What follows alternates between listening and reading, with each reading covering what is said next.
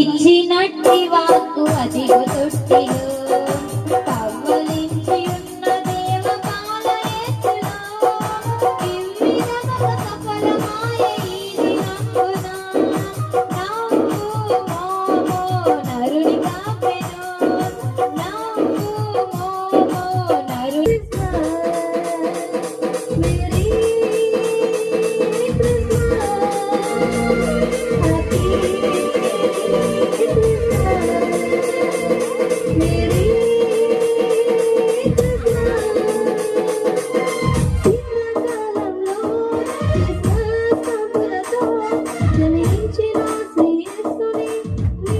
తొలిచూలు కుమారుడు.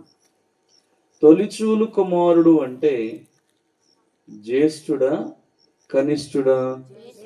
జ్యేష్ఠుడు. చెప్పండి, తొలిచూలు కుమారుడు అంటే జ్యేష్ఠుడు. ఈరోజు దేవుని పిల్లలారా, మన యొక్క వాక్య ధ్యానాంశము జ్యేష్ఠత్వమా భ్రష్టత్వమా అనే మాటను గురించి వాక్యాన్ని విన్నాం.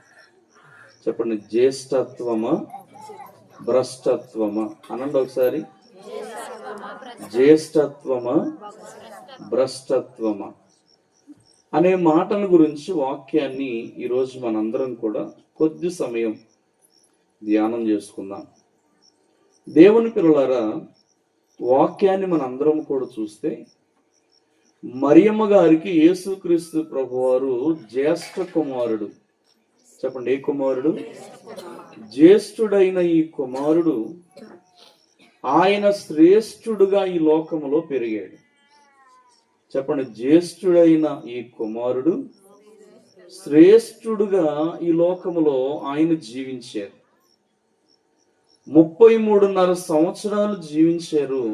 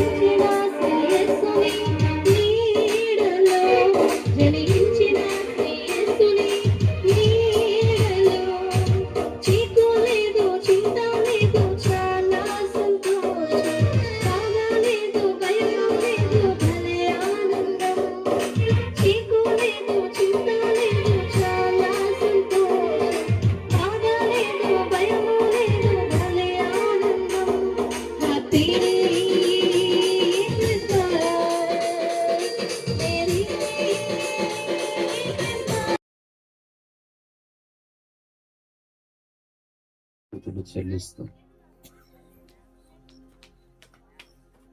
క్రీస్తు ప్రభువారు జన్మించిన ఈ పవిత్రమైన మాసంలో ఈ రీతిగా ఆయనను ఆరాధించుటకు కృప చూపించిన త్రియేక దేవునికి మన యొక్క స్తుతులు చెల్లిద్దాం.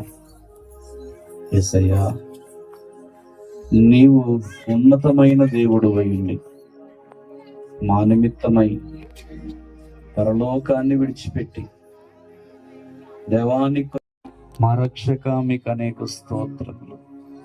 ఈ ప్రత్యేకమైన సమయంలో అయా, నీ పిల్లలముగా, నీ దాసులముగా, నీ కుమార్తెలుగా, నీ కుమారులముగా ఈ జలాల్పుర గ్రామములో అయా ఈ రీతిగా ఈ క్రిస్మస్ ఆరాధన చేయడానికి కృప చూపించిన పరలోకపు తండ్రి మీకు అనేక స్తోత్రములు.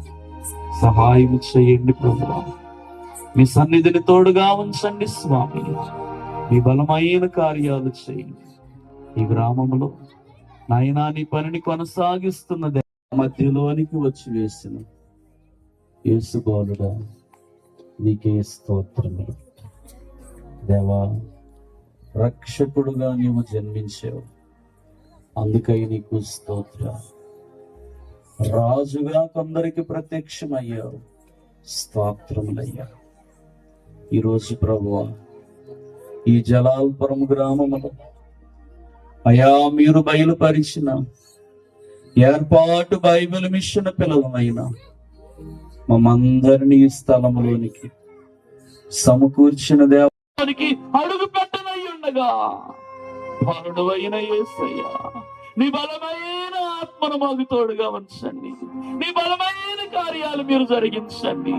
మీరు మాతో కూడా ఉండి మమ్మలను నూతన వత్సరములో ప్రవేశింపజేయండి.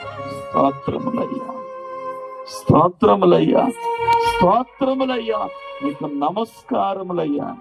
ప్రభు వైపు చూస్తూ ఆయనకు కృతజ్ఞతాస్తుతులు చెల్లిస్తూ యేసయ్యకు నమస్కారం చేస్తూ ఈ యొక్క క్యాండిల్ సర్వీస్ ద్వారా దేవా, మా కుటుంబంలో, మా ఆత్మీయ జీవితంలో, ఇదిగో మా బిడ్డలలో, మా పంటలలో, మా పశువుల్లో, మా కలిగిన సమస్తములో నీ దివ్యమైన వెలుగును ప్రభువా మేము చూసినట్లుగా, నీ ఆశీర్వాదమును మేము అనుభవించినట్లుగా సహాయం చేయమని ఆయన వైపు చూస్తూ ప్రభువును తలంచుకుంటూ